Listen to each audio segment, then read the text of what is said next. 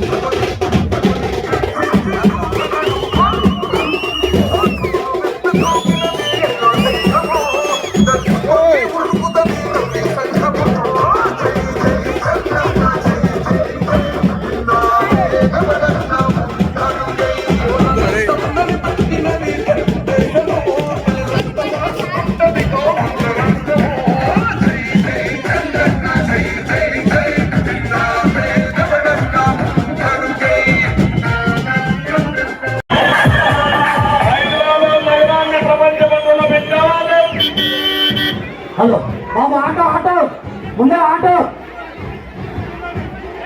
కదిలించలే, జనాలు కదిలాలి, కొంచెం కదిలేనా ఆటో అన్న, కొంచెం ముందర పోవాలా ప్లీజ్ అమ్మా పోనీ.